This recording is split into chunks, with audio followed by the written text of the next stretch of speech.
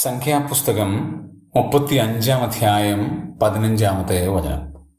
അബദ്ധവശാൽ ഒരുത്തനെ കൊല്ലുന്നവൻ ഏവനും അവിടേക്ക് ഓടിപ്പോകേണ്ടതിന് ഈ 6 പട്ടണം ഇസ്രായേൽ മക്കൾക്കും പരദേശിക്കും വന്നു പാർക്കുന്നവനും സങ്കേതം ആയിരിക്കണം.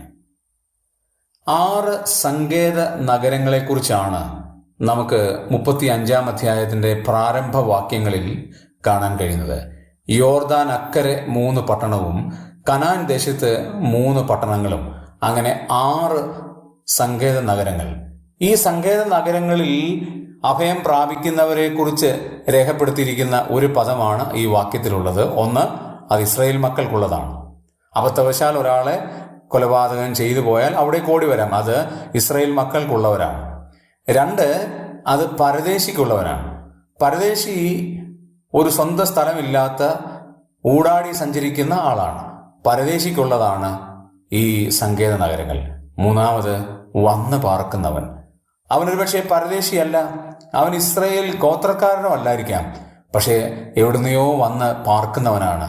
അവനും അഭയത്തിനായുള്ള ഒരേ ഒരു കാര്യം സങ്കേത നഗരമാണ്.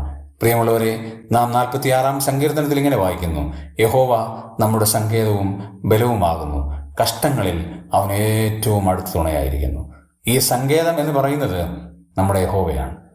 കഷ്ടങ്ങളിൽ ആരുമില്ലാത്ത സമയത്ത് ഏറ്റവും അടുത്ത തുണയായി നമ്മെ സഹായിക്കുന്ന ഒരു സങ്കേത നഗരമായ യഹോവയിൽ നമുക്ക് കൂടുതൽ പ്രത്യാശ വയ്ക്കാം, ആശ്രയിക്കാം. ദൈവം നമ്മെ സഹായിക്കട്ടെ.